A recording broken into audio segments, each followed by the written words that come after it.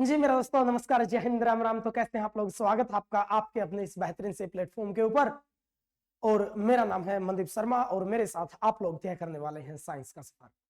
जैसे कि मेरे दोस्तों आप लोग जानते हैं हमारी साइंस की ये दूसरी क्लास रहने वाली है और हमने अपना बहुत बहुत बहुत बेहतरीन लाइट का चैप्टर शुरू किया था भाई। और आपको बता दूं पूरी फिजिक्स के अंदर, पूरी फिजिक्स में यदि कोई ये जानना चाहता है कि सर कौन कौन से चैप्टर हमारे सबसे इंपॉर्टेंट होते जहां से चुलबुले खूबसूरत से गजब से धमाकेदार शानदार लाजवाब क्वेश्चंस पूछे जाते हैं, तो भाई उनमें टॉप लिस्ट में नाम डाल लीजिए लाइट यानी प्रकाश।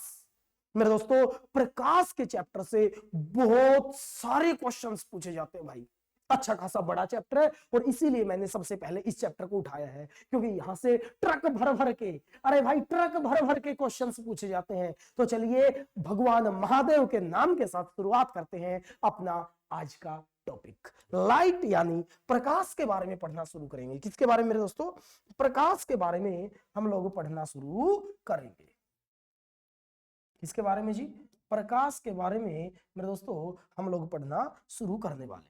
तो चलिए शुरुआत करते हैं। लाइट यानी प्रकाश भाई बाइलैंग्वेज पढ़ाया जाएगा, आप लोगों को बताया जाएगा हिंदी में भी और इंग्लिश में भी, दोनों की दोनों प्यारी खूबसूरत सी गजब सी लैंग्वेज के अंदर सब कुछ समझाया जाएगा। तो मेरे दोस्त लास्ट तक मेरे साथ बने रहिएगा, ठीक है ना? चलिए भाई, लाइट के बारे में मैंने आपको कुछ चुलबुली सी खतरनाक सी गजब सी बातें बताई थी। और वो बातें कौन कौन सी थी? जो सबसे पहली बात थी ना मेरे दोस्त, सबसे पहली बात थी कि प्रकाश एक प्रकार की क्या होती है? ऊर्जा होती है, एनर्जी होती है। प्रकाश एक प्रकार की क्या होती है? एनर्जी यानी ऊर्जा होती है। ये पॉइंट बता दिया था। दूसरा पॉइंट मैंने क्या बताया था कि प्रकाश है ना मेरे दोस्तों, वो दोहरी प्रकृति का होता है। कैसी भाई? दोहरी प्रकृति का होता है। अब दोहरी प्रकृति यानी ड्यूल नेचर का, यानी जो अपना प्रकाश होता है, जो अपनी लाइट होती है, वो मेरे दोस्तों आपको पता होना चाहिए भाई। जो प्रकाश होता है, जो लाइट होती है ना, वो मेरे दोस्तों कण के रूप में भी और साथ में किसके रूप में? वेव यानी तरंग के रूप में, दोनों के रूप में गति करता है। कैसे करता है मैंने पिछली क्लास में बता दिया था, जरूर देख लेना जो जिसने पिछली क्लास नहीं देखी है। इसलिए ध्यान रखना है, अपना प्रकाश जो होता है वो कैसा होता है? दोहरी प्रकृति का। कैसा होता है भाई? दोहरी प्रकृति का होता है। बता दोगे? हाँ जी बिल्कुल बता देंगे। तीसरा पॉइंट हमें कौन सा याद रखना बंधु? तीसरा पॉइंट हमें ये याद रखना, मैंने आपको बता दिया था कि सूर्य से पृथ्वी तक पहुंचने में प्रकाश को कितना समय लगता है? लगभग लगभग 500 सेकंड का समय लगता है बंधु। कितना समय लगता है? 500 सेकंड का समय लगता है। किसको? सूर्य से पृथ्वी तक प्रकाश को पहुंचने में लगभग 500 सेकंड, या फिर करेक्ट देखा जाए 499 सेकंड का समय लगता है। बता दोगे? हाँ जी बिल्कुल बता देंगे।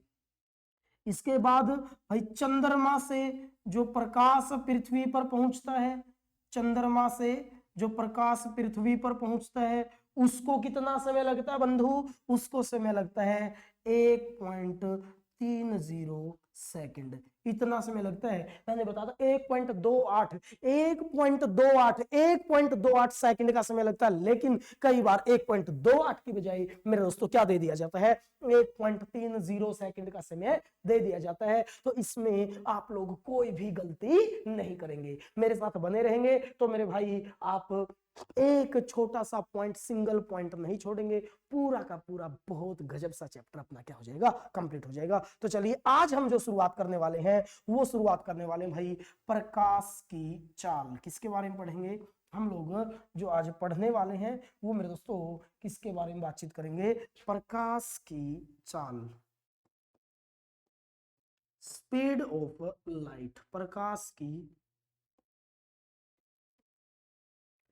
चाल के बारे में बातचीत करेंगे। स्पीड ऑफ लाइट के बारे में बातचीत करने जा रहे हैं। किसके बारे में? स्पीड ऑफ लाइट या प्रकाश की चाल के बारे में हम लोग चर्चा करने वाले हैं। किसके बारे में? स्पीड ऑफ लाइट, प्रकाश की चाल के बारे में हम लोग बातचीत करने वाले हैं। और यदि प्रकाश की चाल के बारे में बातचीत की जाए ना, प्रकाश की चाल के बारे में किसने बताया था?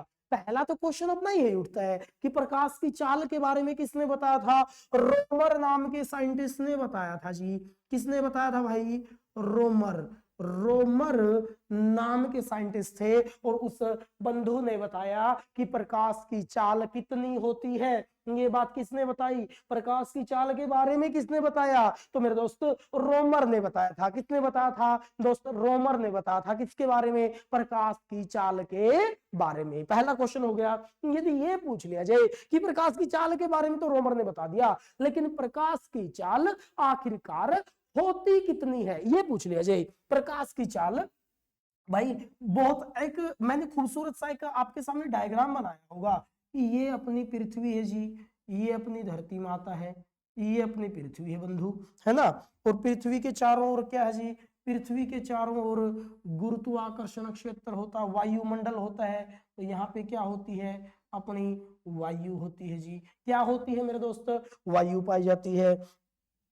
और आप लोगों को ये भी पता है ऊपर यहाँ पे क्या होता है जहां से हमें प्रकाश की प्राप्ति होती है? अपने सूर्य भगवान होते हैं। क्या होते हैं? सूर्य भगवान यहाँ पे क्या होते हैं? उपस्थित होते हैं भाई, सभी को पता है। अब सूर्य भगवान से रे ऑफ लाइट या प्रकाश की किरणें इस प्रकार से पृथ्वी पर पहुंचती हैं।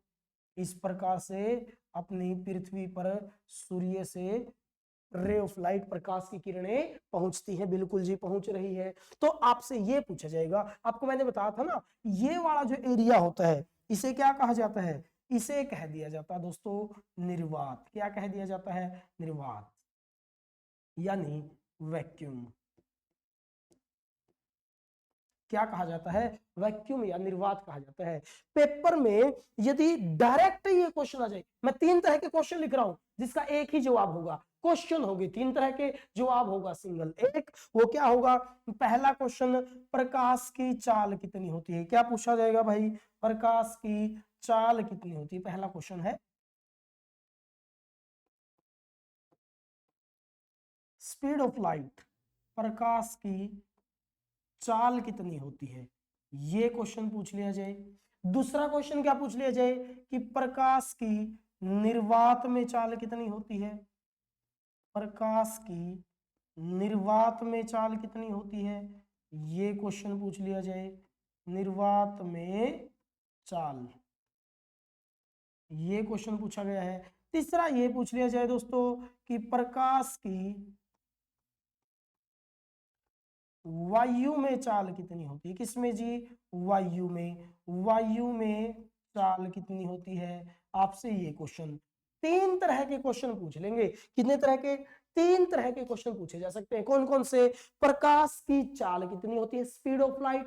दूसरा, प्रकाश की निर्वात में चाल कितनी होती है, speed of light in vacuum. और तीसरा पूछ सकते हैं प्रकाश की वायु में चाल, speed of light in air. और तीनों का, अरे तीनों का मेरे दोस्तों एक ही आंसर है। और वो क्या है? वो एक ही आंसर कौन सा भाई? 3 गुणा 10 की पावर 8 मीटर पर सेकंड, इतनी चाल होती भाई। तीनों का एक ही आंसर रहेगा और वो क्या रहेगा? 3 गुणा 10 की पावर 8 मीटर पर सेकंड, इतनी प्रकाश की चाल रहने वाली है। कितनी रहने वाली है? 3 गुणा 10 की पावर 8 मीटर पर सेकंड, ये क्या रहेगी? प्रकाश की चाल रहेगी। अब इसे है ना, इसे बंधु हम लोग बोलते हैं 3 लाख किलोमीटर पर सेकंड। अरे बाबा, अरे बाबा, इतनी ज्यादा स्पीड हो गई भाई, ये तो बहुत ज्यादा स्पीड हो गई भाई। 1 सेकंड में, कितनी देर में? 1 सेकंड में अपना जो प्रकाश है वो 3 लाख किलोमीटर चला जाता है। कितना चला जाता है? 1 सेकंड में 3 लाख किलोमीटर प्रकाश चला जाता है। इसका मतलब आप लोग बड़े अच्छे से इस चीज को याद कर सकते हैं कि भाई प्रकाश, यदि ये पूछ लिया जाए ना सबसे ज्यादा स्पीड, सबसे ज्यादा चाल किसकी होती है, तो मेरे दोस्तों किसकी होती है? प्रकाश की होती है। और वो कितनी होती है? 3 गुणा 10 की पावर 8 मीटर पर सेकंड, या फिर 3 लाख किलोमीटर पर सेकंड, इतनी होती है। नॉर्मली आपको बता दूं, ये तो पेपर के अंदर क्वेश्चन आ जाए उसके हिसाब से है।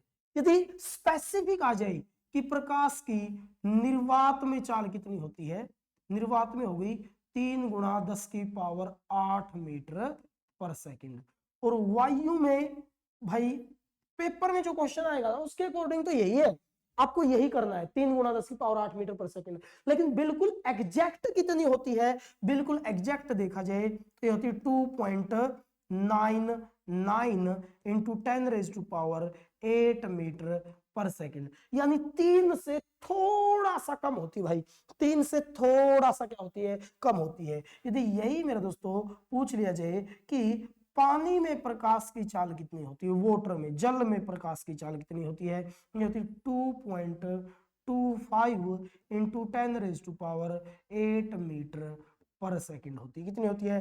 2.25 इंटू 10⁸ मीटर पर सेकंड होती है। उसके बाद मेरे दोस्तों पूछ लिया जाए कांच में प्रकाश की चाल कितनी होती है, बहुत बढ़िया जी, गजब की बात है। पेपर में ये भी पूछा जा सकता है कि कांच में प्रकाश की चाल कितनी होती है। कांच में यदि पूछ लिया जाए तो कितनी होती है? 2 गुणा 10 की पावर 8 मीटर पर सेकंड होती है। कितनी होती है? 2 गुणा 10 की पावर 8 मीटर पर सेकंड होती है। यानी यहां से मैंने आप लोगों के लिए बहुत सारे क्वेश्चन निकाल दिए। वो कौन से क्वेश्चन, कौन कौन से भाई? तो एक तो ये पूछ लिया जाए प्रकाश की सबसे ज्यादा चाल, सबसे ज्यादा गति से किसमें गमन करती है प्रकाश? निर्वात में भाई। सबसे अधिक चाल किसमें होती है? सबसे अधिक चाल, मैक्सिमम स्पीड, सबसे अधिक चाल, मैक्सिमम स्पीड किसमें होती है मेरे दोस्तों? निर्वात में होती है, वैक्यूम में होती है। किसमें होती है? निर्वात में, वैक्यूम में सबसे ज्यादा स्पीड होती है। सबसे ज्यादा स्पीड किसमें होती है? निर्वात या वैक्यूम में होती है ना भाई। यदि इन चीजों को है ना, इन चीजों को यदि हम क्रम वाइज लिखें तो सबसे ज्यादा किसमें है? निर्वात में। सबसे ज्यादा किसमें है? निर्वात में। उसके बाद किसमें है? वायु में। उसके बाद किसमें है मेरे दोस्तों? पानी में। उसके बाद किसमें है? पानी में। उसके बाद किसमें है मेरे दोस्तों? कांच में। किसमें है? कांच में। ये लो जी, ये लो भाई, यहां से कितने क्वेश्चन बनेंगे? 4 ही आपके ऑप्शन है, ये 4 ऑप्शन है। इनमें पूछ लिया जाए सबसे ज्यादा चाल किसमें होती है? निर्वात में। सबसे ज्यादा किसमें है? निर्वात में। इन्हीं में सबसे कम किसमें है? कांच में है। किसमें है? कांच में है भाई। यहां से और क्वेश्चन दे सकता है। वो क्या दे सकता है भाई? आपको ऑप्शन दे देगा, निर्वात को छुपा दो, वायु, पानी, कांच, और एक और दे दिया, मान के चलो इनमें से कोई नहीं। ये पूछ लिया जाए कि इनमें से सबसे ज्यादा चाल किसमें होती है? वायु में। यदि निर्वात ऑप्शन में नहीं है तो क्या आएगा? वायु आएगा। बता दोगे ना भाई? बिल्कुल जी, बता देंगे। अब हम इनकी स्टेट देख ले, स्टेट यानी अवस्था के आधार पर देख लिया जाए। निर्वात की तो कोई अवस्था है नहीं भाई, निर्वात तो खाली जगह होती है, वह तो कुछ होता ही नहीं। निर्वात तो वैक्यूम होता है, यानी ये तो निर्वात ही रह जाएगा, है ना। वायु क्या होती है? गैसों का मिश्रण होती है, यानी एक प्रकार से हम गैस मान सकते हैं ना। लो भाई, गैस हो गया,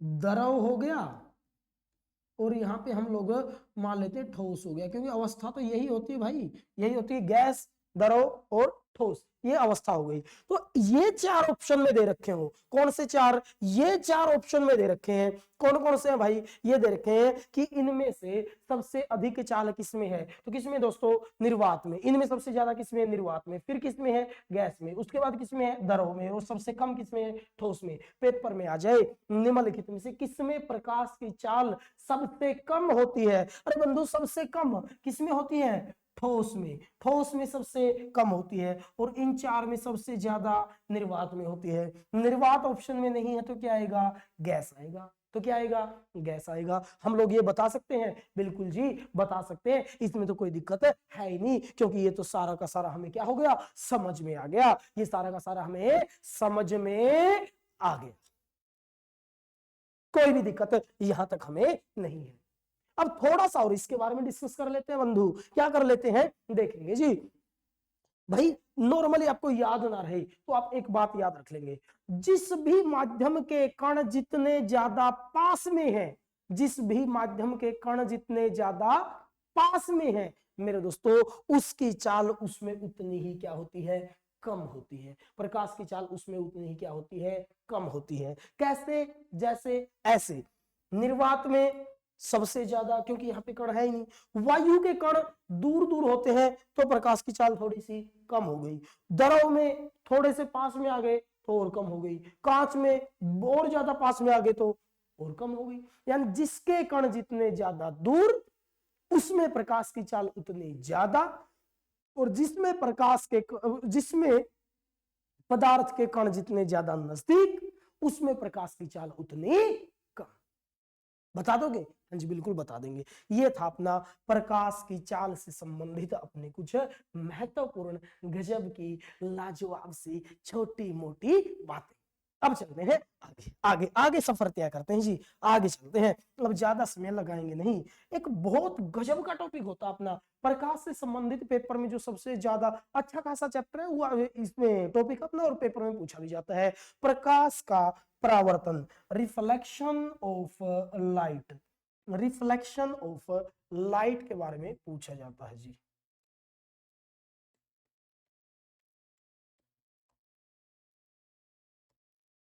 रिफ्लेक्शन ऑफ लाइट, प्रकाश का परावर्तन,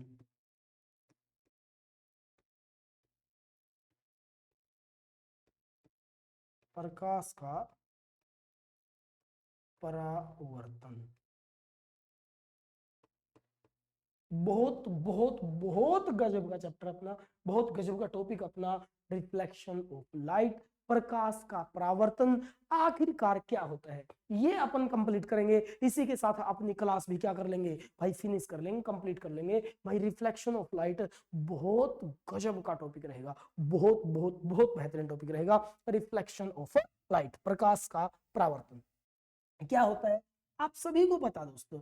ये मान के चलो अपनी कोई दीवार है, ये अपनी कोई क्या है जी, दीवार है, यहां से यहाँ पे अपन लोगों ने क्या लगा रखा जी, बल्ब लगा रखा, क्या लगा रखा जी, बल्ब, ये अपना कोई बल्ब लगा हुआ है, यहाँ से प्रकाश की किरणें जाएंगी, इस दीवार से टकराएंगी, इस दीवार से क्या होंगी भाई, टकराएंगी, और जैसे इससे टकराती है ना, टकरा के ये रे ऑफ लाइट क्या हो जाती है, ऐसे फैल जाती है भाई, वैसे वापस मुड़ जाती है ना, किसी दीवार से टकराई, टकरा के क्या हो गई, वापस मुड़ गई। और इसी घटना को, इसी घटना को जब प्रकाश की किरण, जब प्रकाश की किरण किसी सतह पर पड़ती है, किसी सतह पर पड़ती है, किसी सरफेस के ऊपर, किसी सतह के ऊपर पड़ती है, तो मेरे दोस्तों उससे टकरा के वापिस मुड़ जाती है, उससे टकरा के वापिस मुड़ जाती है, और उस घटना को क्या कहा जाता है, उस घटना को कहा जाता है प्रकाश का परावर्तन। क्या कहा जाता है उसे, प्रकाश का परावर्तन उसे कहा जाता है। क्या कहा जाता है दोस्तों, प्रकाश का परावर्तन उसे कहा जाता है। प्रकाश का परावर्तन क्या होता है भाई, एक बार मैं इसको साफ कर, ये होता है दोस्तों जब कोई प्रकाश की किरण, प्रकाश की किरण किसी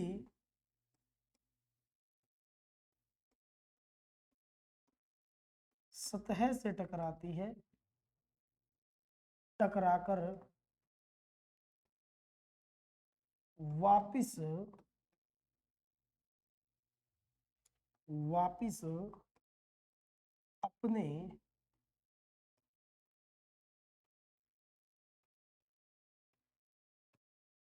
उसी माध्यम में लौट जाती है,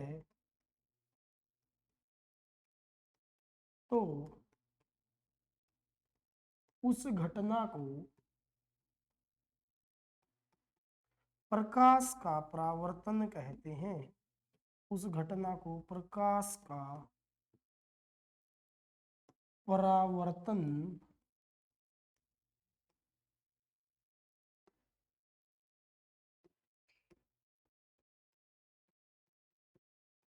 कहते हैं। उस घटना को क्या कहा जाता है? प्रकाश का परावर्तन। जब कोई प्रकाश की किरण किसी सतह से टकराती है, टकराने के बाद वो वापस मुड़ जाती है, और उस घटना को क्या कहा जाता है? उस घटना को मेरे दोस्तों कहा जाता है प्रकाश का परावर्तन। क्या कहा जाता है? प्रकाश का परावर्तन उस घटना को कहा जाता है। उम्मीद करता हूँ पॉइंट समझ में आया होगा, है ना। चलिए, अब इसे हम यहाँ से हटा देते हैं, ये तो समझ में आ गया होगा, है ना। अब प्रकाश का परावर्तन मेरे दोस्तों कितने प्रकार का होता है? प्रकाश के परावर्तन के बारे में यदि बातचीत की जाए तो प्रकाश का परावर्तन मेरे दोस्तों दो प्रकार का होता है। कितने प्रकार का होता है दोस्तों? दो प्रकार। कितने प्रकार का? दो प्रकार का होता है। कौन कौन सा होता है देखेंगे। प्रकाश का परावर्तन मेरे दोस्तों होता है दो प्रकार का। कितने प्रकार का? दो प्रकार का। कौन कौन सा होता है? सबसे पहला ये और दूसरा ये। एक होता है दोस्तों अनियमित परावर्तन। कौन सा परावर्तन? अनियमित परावर्तन होता है। अनियमित परावर्तन।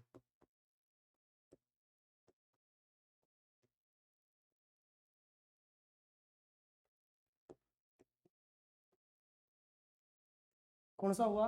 एक तो होता है अनियमित परावर्तन और दूसरा होता है नियमित परावर्तन। दूसरा कौन सा होता है? नियमित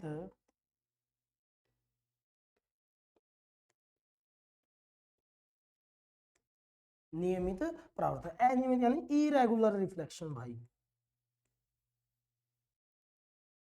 इरेगुलर रिफ्लेक्शन। और एक होता है रेगुलर रिफ्लेक्शन।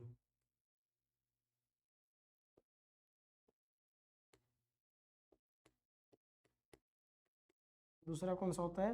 Regular reflection. एक होता है अनियमित परावर्तन और दूसरा होता है नियमित परावर्तन, यानी रेगुलर रिफ्लेक्शन और दूसरा होगा इरेगुलर रिफ्लेक्शन। दो पॉइंट पता समझ में आए? बिल्कुल जी। अब बात करते हैं अनियमित परावर्तन, इरेगुलर रिफ्लेक्शन आखिरकार क्या होता है। यदि अनियमित के बारे में बात, पहले नियमित के बारे में पढ़ लेते हैं दोस्तों। पहले बातचीत करते हैं नियमित के बारे में। इसके बारे में नियमित परावर्तन क्या होगा? देखिए, इसके अंदर है ना जो सरफेस होती है ना बंधु, जो क्या होती है? सरफेस होती है, जो सतह होती है, वो सरफेस बिल्कुल क्या होगी? समूथ होगी। वो सरफेस बिल्कुल कैसी होगी मेरे दोस्तों? समूथ होगी, चिकनी होगी भाई। कैसी सरफेस मिलेगी मेरे बंधु? चिकनी सरफेस यहाँ पे हमें मिलने वाली है। अब यहाँ पे इस चिकनी सतह के ऊपर जब रे ऑफ लाइट, प्रकाश की किरणें गिरती हैं तो वो कुछ इस प्रकार से गिरेंगी, ऐसे। सभी की दिशा क्या होगी? एक समान होगी भाई।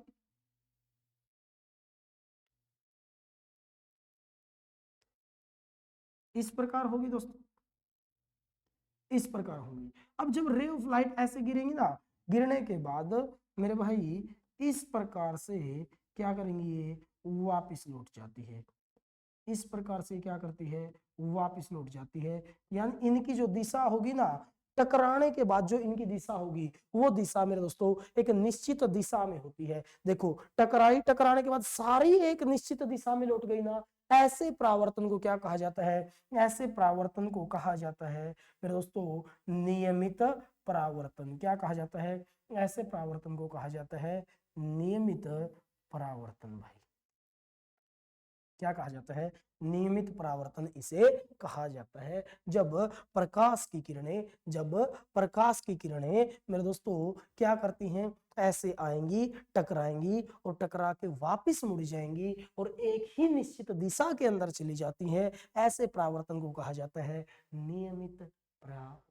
क्या कहा जाता है? नियमित परावर्तन ऐसे कहा जाता है। उसके बाद बात करते हैं अनियमित परावर्तन के बारे में। अनियमित परावर्तन के अंदर मेरे दोस्तों क्या होता है? जो अपनी सरफेस होती है ना, जो सरफेस होती है वो सरफेस कुछ ऐसी होती है, उबड़ खाबड़ सी होती है भाई। उबड़ खाबड़ यानी रफ सरफेस हम बोल सकते हैं। कैसी? रफ।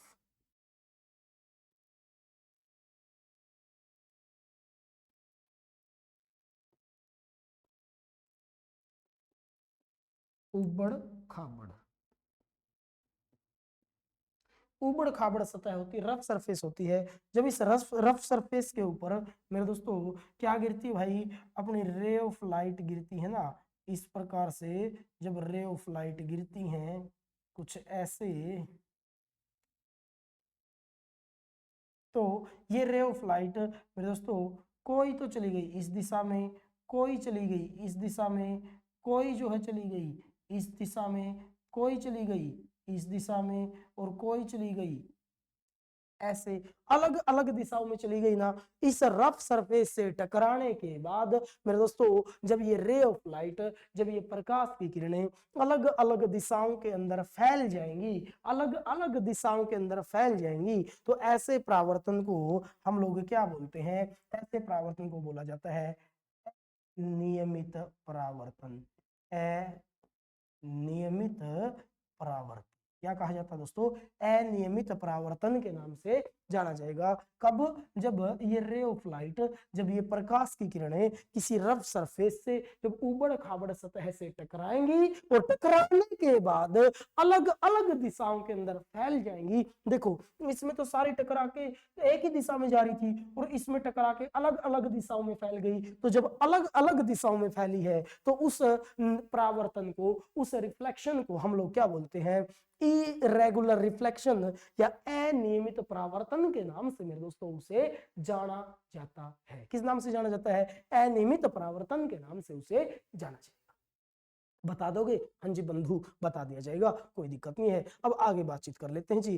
अब एक पॉइंट आप याद रखेंगे, इसको हाईलाइट कर लेंगे जी, वस्तुएं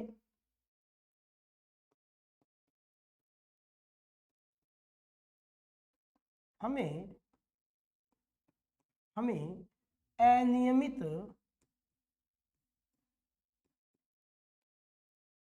वस्तुएं हमें अनियमित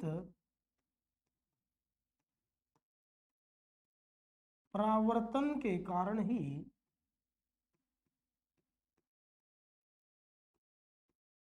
दिखाई देती है।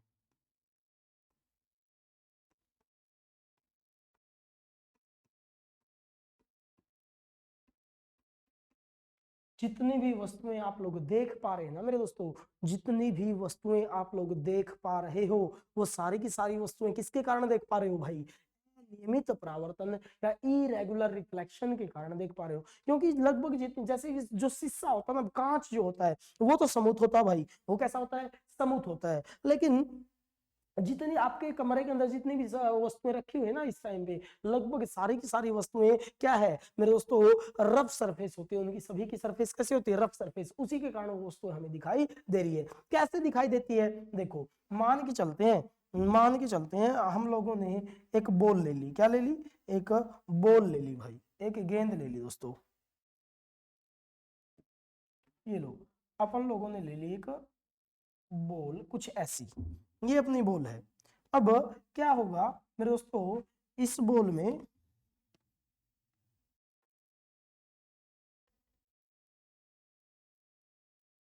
ऐसे बॉल अच्छे अच्छे वाली बॉल बना दें,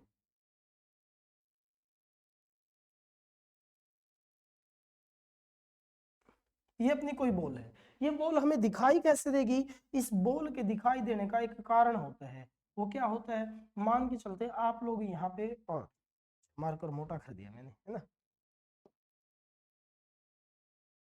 मान के चलते हैं आप लोग यहाँ पे खड़े हो, आप लोग कहाँ पे हो,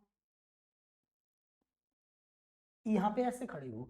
अब यहां से कोई रे ऑफ लाइट आएगी, यहां से क्या आएगी, कोई रे ऑफ लाइट, प्रकाश की किरण यहां से ऐसे आएगी, प्रकाश की किरण सफेद रंग की होती है, ऐसे आएगी, टकराएगी, और टकरा के जब ये रे ऑफ लाइट आपकी आंख में पहुंचेगी ना, उसी के कारण आपको ये बॉल क्या होगी, दिखाई देगी। जब ये ऐसे रे ऑफ लाइट आई थी, बॉल से टकराई थी, टकरा के आपकी आंख में जैसे ही ये रे ऑफ लाइट, ये प्रकाश की किरण पहुंचेगी, आपको ये बॉल क्या होगी, दिखाई देगी। इसीलिए बोला जाता है मेरे दोस्तों, क्या बोला जाता है कि अनियमित परावर्तन के कारण ही वस्तुएं हमें दिखाई देती है। किसके कारण, अनियमित परावर्तन के कारण ही वस्तुएं हमें दिखाई देती है।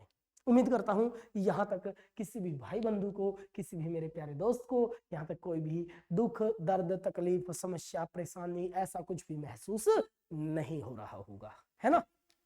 ये अपने खूबसूरत से 2 पेज यहाँ पे कंप्लीट हो गए। क्लास के टाइम देख लें कितनी देर की होगी भाई अपनी, हाँ आधे घंटे की लगभग अपनी क्लास हो चुकी है। तो अब परावर्तन में कुछ गजब सी, खूबसूरत सी और भी बातें देख लेते हैं प्रकाश के परावर्तन के कारण। अब प्रकाश के परावर्तन में कुछ नियम होते हैं, प्रकाश के परावर्तन के नियम।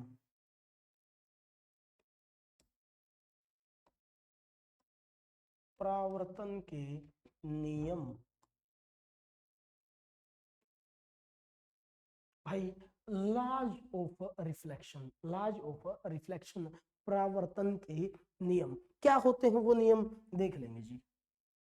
देखो आपने है ना कोई भी ऐसे एक सरफेस ले ली, सतह ले ली, ये एक सरफेस है, सतह है, इस प्रकार से बना देते हैं जी। हम लोगों ने क्या कर लिया, एक सरफेस बना ली, एक सतह बना ली।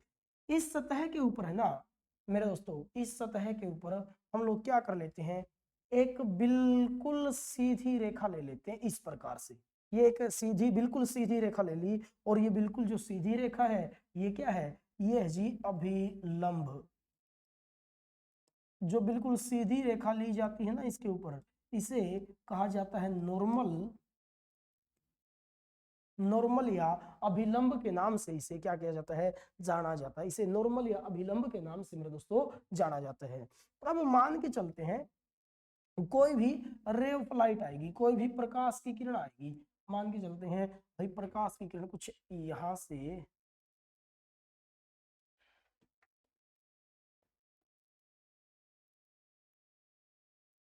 इस प्रकार से कोई रे ऑफ लाइट आई, प्रकाश की किरण आई, जब ये इस यहां से ऐसे टकराएगी ना, टकराने के बाद मेरे दोस्तों ये रे ऑफ लाइट, ये प्रकाश की किरण कुछ ऐसे वापस मुड़कर चली जाती है, ऐसे रे ऑफ लाइट ऐसे चली जाएगी। तो मेरे दोस्तों इस किरण को क्या कहा जाता है, ये वाली जो किरण होती है ना, इस किरण को कहा जाता है भाई आपतित किरण। क्या कहा जाता है इसको, आपतित किरण या इंसिडेंट रे कहा जाता है।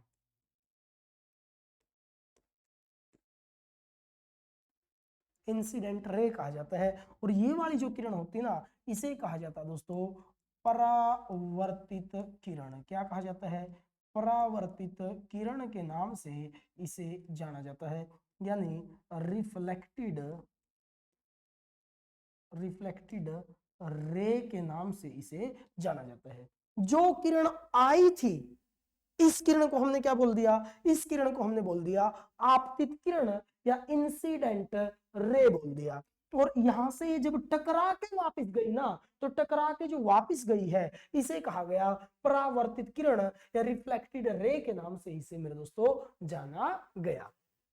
अब मेरे भाई, मेरे बंधु ध्यान रख लेना, अभिलंब के साथ, अभिलंब के साथ जो आपतित किरण कोण बनाएगी, अभिलंब के साथ जो आपतित किरण कोण बनाएगी, इसे कहा जाता है एंगल आई। क्या कहा जाता है इसको, एंगल आई के नाम से इसे जाना जाता है। क्या कहा जाता है इसको, इसे कहा जाएगा मेरे दोस्तों एंगल आई कहा जाएगा। और एक पॉइंट और ध्यान रखेंगे, वो कौन सा है भाई, अभिलंब के साथ परावर्तित किरण जो कोण बनाएगी इसे कहा जाता है एंगल आर कहा जाएगा। क्या कहा जाएगा, एंगल आर के नाम से इसे जाना जाएगा। और ध्यान रख लेना यहाँ पे जो एंगल आई है, एंगल आई क्या होता है, एंगल आई होता है इंसिडेंट एंगल।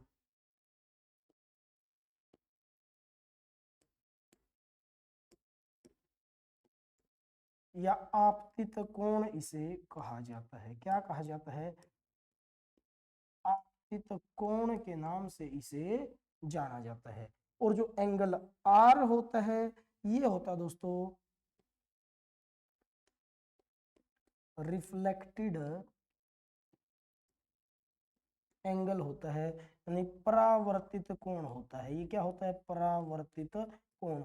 दोनों कोण के बारे में याद रखेंगे मेरे दोस्तों, क्या याद रखना है दोनों कोण के बारे में? एंगल आई जो होता है, एंगल आई क्या होता है? इंसिडेंट एंगल होता है, आपतित कोण होता है। और मेरे दोस्तों एंगल आर क्या होता है? एंगल आर होता है रिफ्लेक्टेड एंगल या परावर्तित कोण। भाई हम लोग क्या पढ़ रहे हैं? परावर्तन के नियम के बारे में बातचीत कर रहे हैं। भाई आपको ध्यान रखना है बहुत अच्छे से, है ना। अब एंगल आई और एंगल आर ये हो गया। तो अब नियम के बारे में बातचीत करते हैं कि भाई बात तो आपने ठीक बता दी, ठीक है जी, ये सारा बवाल हो गया। तो फिर परावर्तन के नियम क्या है? परावर्तन के नियम आखिरकार क्या होते हैं वो चीज देख लेते हैं। परावर्तन के नियम, सबसे पहला नियम जो है वो क्या है? हमेशा हमेशा आपतित कोण यानी इंसिडेंट एंगल, आपतित कोण व परावर्तित कोण, परावर्तित कोण बराबर होते हैं। क्या होते हैं? बराबर होते हैं। हमेशा ध्यान रख लेना, प्रकाश के परावर्तन में ये ध्यान, ये लाइन आप हमेशा याद रखेंगे, एंगल आई हमेशा बराबर होता है एंगल आर के।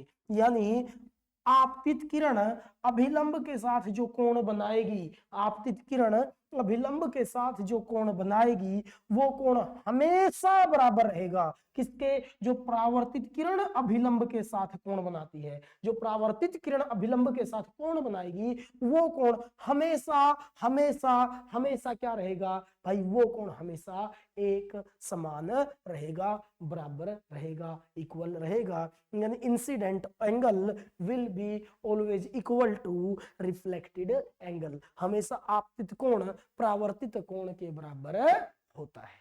बता दोगे बंधु? बिल्कुल जी बता देंगे। दूसरा पॉइंट आप लोगों को क्या याद रखना है? दूसरा पॉइंट आप लोगों को याद रखने की जो जरूरत है वो ये है कि हमेशा हमेशा आपतित किरण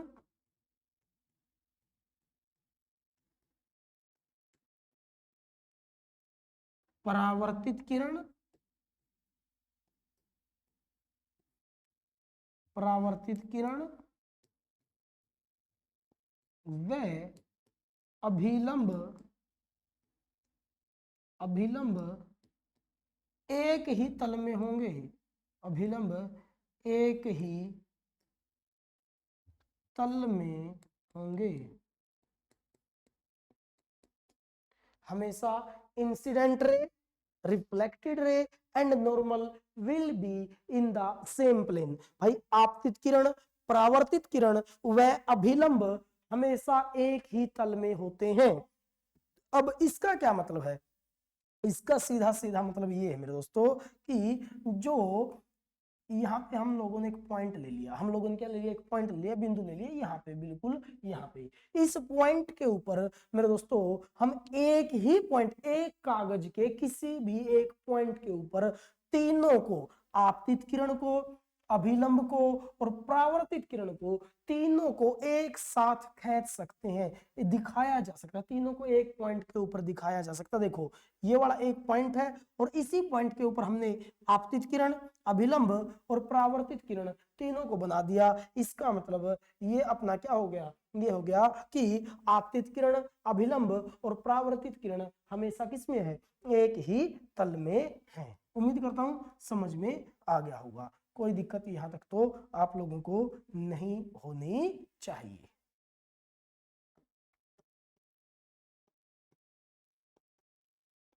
थोड़ा सा साफ साफ लिख देते हैं, अभिलंब।